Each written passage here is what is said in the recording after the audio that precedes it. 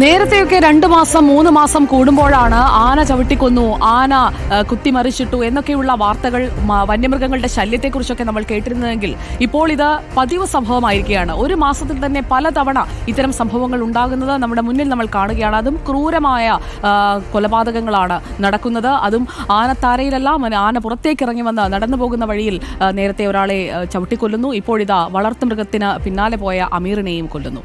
എന്താണ് ഈ ഒരു വിഷയത്തിൽ പൊതുജനത്തിന് പറയാനുള്ളത്? കേൾക്കാം. വോയിസ് ഓഫ് ദ പീപ്പിൾ, പൊതുജനം സ്പീക്കിംഗ്.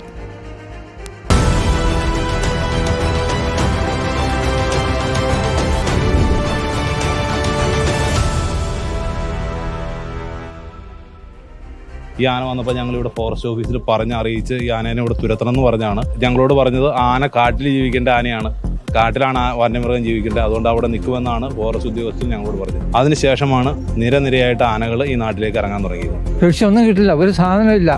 ഉൾപ്രദേശത്ത് വന്നും മനുഷ്യൻ താമസിക്കുന്ന പട്ടണത്തിൽ വരെ വന്നിട്ട് തെങ്ങും അടയ്ക്കാമരവും മറ്റുള്ള റബ്ബർ വരെ വലിച്ചൂരി, റബ്ബറിന്റെ ഇല വരെ വലിച്ചൂരി തിന്നുകൊണ്ടിരിക്കുക. ഞങ്ങൾ ഈ കിടക്കുന്ന വീടിന്റെ അപ്പുറം ഇങ്ങനെ പറമ്പിൽ നിന്ന് വാഴയും തെങ്ങും അടയ്ക്കാനും എല്ലാം പറിച്ചുണ്ട്. ഏതാണ്ട് ഒരു 40% ആളുകൾ ഇപ്പോൾ താമസം മാറിയിട്ടുണ്ട്. വളരെ ശല്യമാണ് അതിൻ്റെ കാരണം പറഞ്ഞാൽ ഒരു രീതിയിലും നമുക്ക് ഈ ഒരു സ്ഥലത്ത് പോയിട്ട് തിരിച്ചു വരാനൊരു ധൈര്യമില്ല. വണ്ടി രാത്രി ഒരു ഓട്ടോറിക്ഷ വിളിച്ചാൽ വരില്ല, കഞ്ഞോട്ടെന്ന് വിളിച്ചാൽ വരില്ല, തലക്കോട്ടെന്ന് ഓട്ടോറിക്ഷ വിളിച്ചാൽ വരില്ല.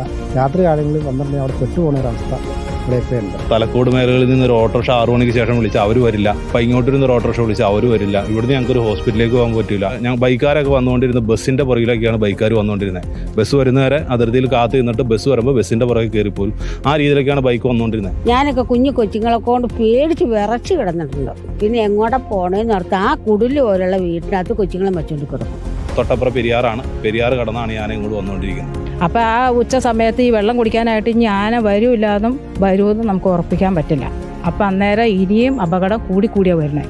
ഒരു നടപടിയും ഇതുവരെ സ്വീകരിച്ചിട്ടില്ല. ഈ ഫെൻസിംഗ് ഒന്നുമല്ല, ആന ഒരു മരം ചവിട്ടിയിട്ടാൽ പോകുന്ന ഫെൻസിംഗ് ആണിത്. വൈകുന്നേരം മുതൽ നേരം വെളുക്കുന്നവരെ ആന ഫെൻസിംഗ് വിട്ട് ഇപ്പുറത്തേക്ക് വരാതെ ഞങ്ങൾ ഈ നാട്ടുകാരാണ് ഈ റോഡ് സംരക്ഷിച്ചുകൊണ്ടിരുന്നത്. ആ ഒരു സാഹചര്യത്തിലാണ് ഇങ്ങനെ ഒരു കൊലപാതകം കൂടെ ഇവിടെ. ഇപ്പോൾ ഈ നാട്ടിൽ ഞങ്ങൾക്ക് ഇവിടെ ബൈക്ക് ഓടിക്കാൻ പോലും പേടിയാവുന്ന ഒരു അവസരമൊക്കെ ഞങ്ങൾ പോയിക്കൊണ്ടിരിക്കുന്നത്. എന്നെ ഇത് ചെയ്യുന്നതെന്ന് ഒടയമ്പുരാനൊക്കെ അറിയാവുന്നു.